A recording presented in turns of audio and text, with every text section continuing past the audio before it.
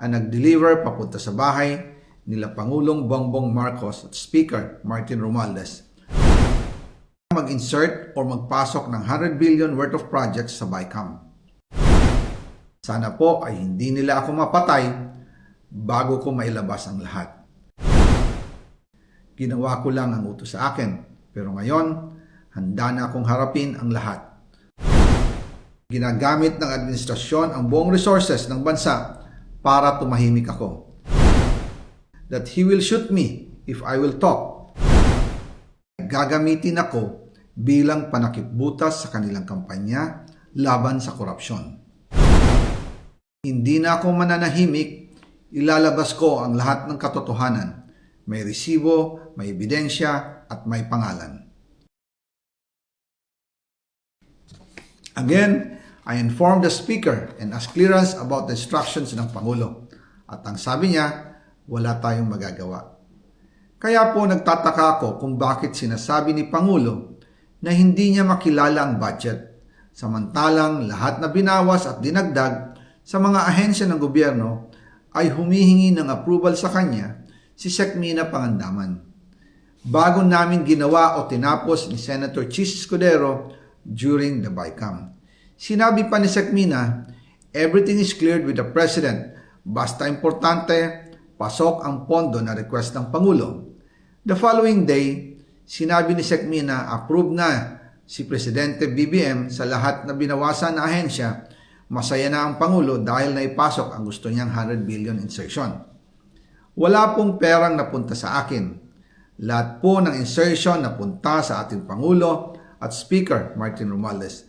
Ako lang at ang aking mga tao, sila Paul Estrada, Mark Tiksay, at ang aking mga security ang nag-deliver papunta sa bahay nila Pangulong Bongbong Marcos at Speaker Martin Romualdez sa North Forbes Park, South Forbes Park hanggang sa Malacanang.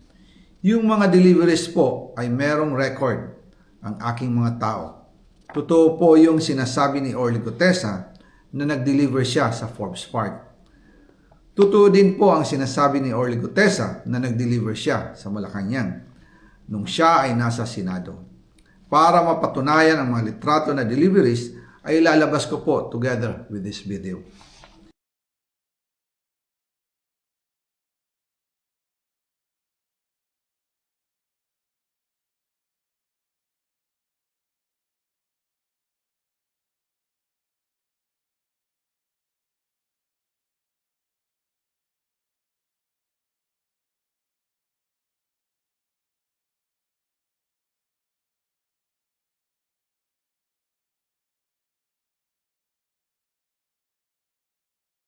After po ng approval ng budget sa General Appropriations Act of 2025, nagtanong po ako sa DPWH kung magkano ang kailangan na ibigay sa Office of the President o ang SOP na bigayan.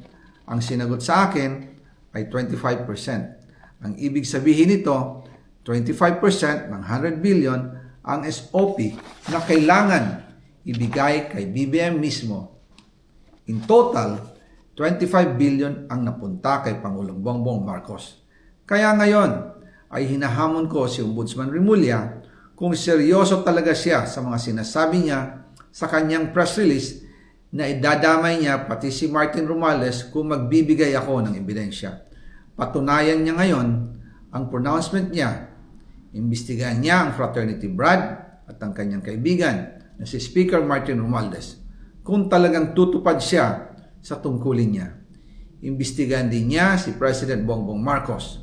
Sabi nga ni BBM nung SONA, let's do it right at mahiya naman kayo, hindi po ba? Nananawagan din po ako sa Senado na imbestigahan ang 100 billion insertion ni Presidente. Alam ko po na hindi gagawin ni Ombudsman Remulla ang hamon ko. Pero magaling ang Senado sa imbestigasyon at ako ay naniniwala na dahil sa kanila, lalabas ang katotohanan.